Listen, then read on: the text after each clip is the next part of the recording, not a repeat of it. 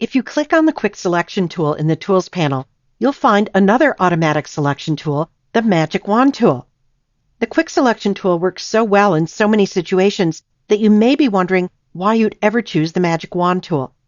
Well, there is at least one situation where the Magic Wand tool can do a better job for you, and that's one like this, where you want a selection to jump the gap.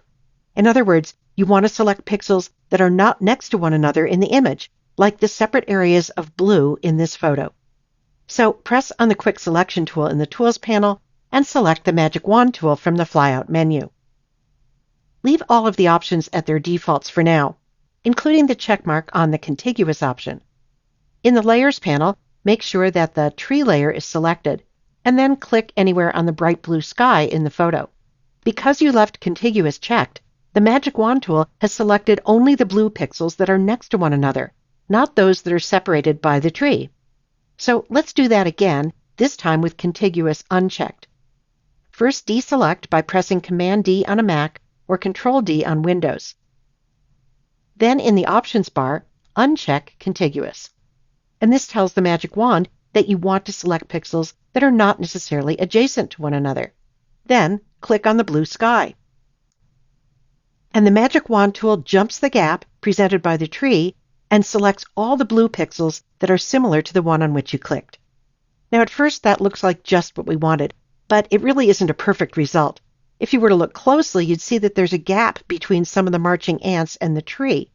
So if you were to delete the selected sky now, there would be a thin border of blue sky left around the trees. One way to fix that is to experiment with another Magic Wand tool setting, the Tolerance setting.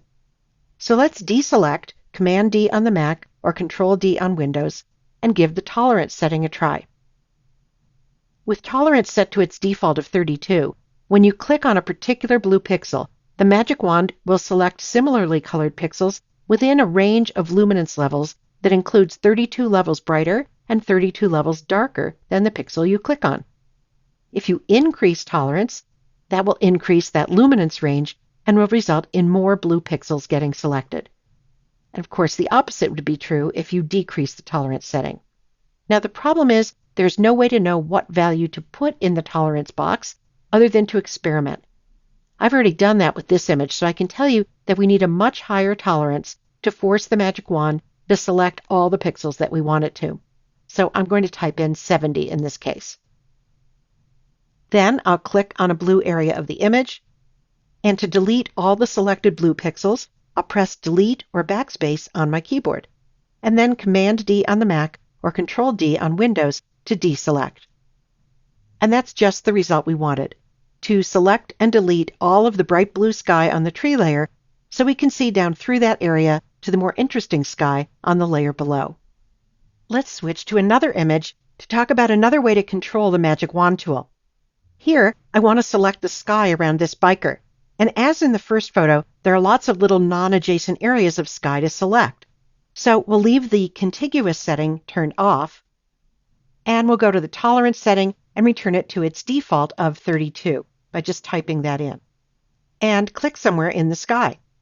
That did jump the gaps and selected a lot of the small, non-contiguous areas, but it didn't select the whole sky, because this sky has a wide range of luminance values, from light blue to darker blue.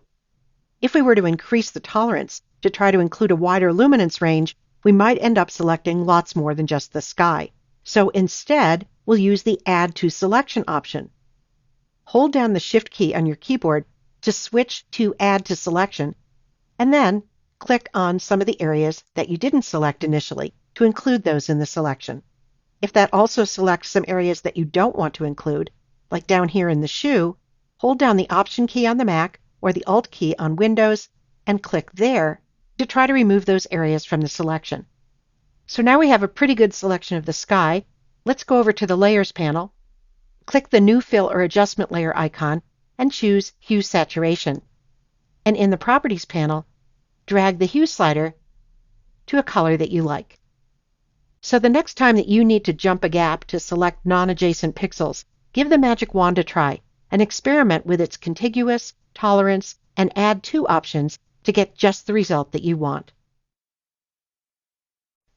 Select Subject is the fastest most automatic way to make a selection. You can access the Select Subject command by selecting the Quick Selection tool and going up to its options bar, or you can do that from the Magic Wand tool, or from the Select menu, or even from the Select and Mask workspace.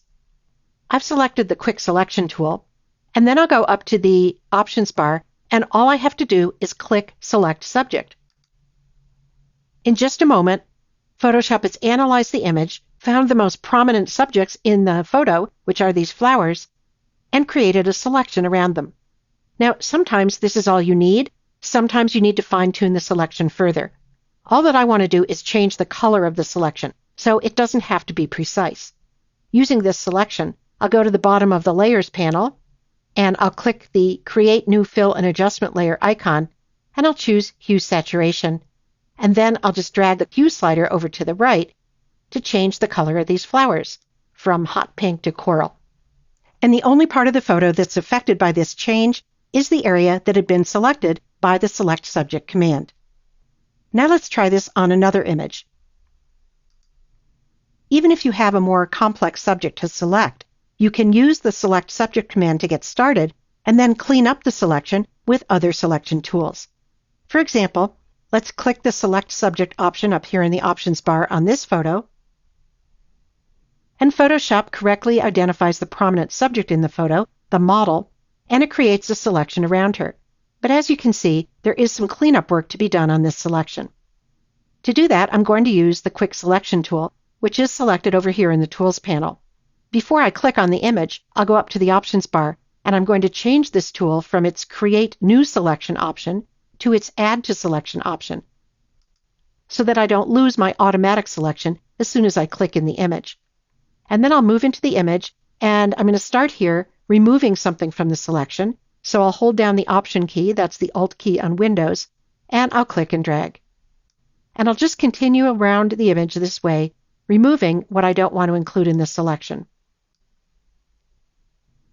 I can change my brush size as I go by pressing the bracket keys on the keyboard. So I'll press the left bracket key a few times to reduce the size of the brush tip. I'll hold down the Option or Alt key, and I'll remove this area from the selection. I see a few areas to add back into the selection, so I'll release the Option or Alt key. That switches me back to the Add to Selection option, and I'll just come in and drag over those areas.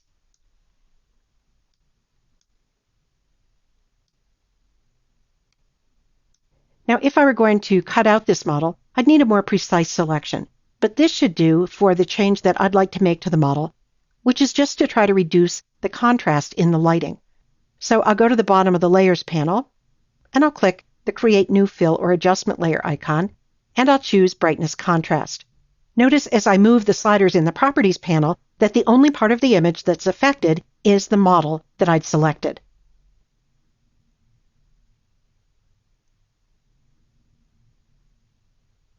And that selection does just fine for that job. But as I said, if you wanted to cut the model out and put her on another background, then you'd need a more precise selection.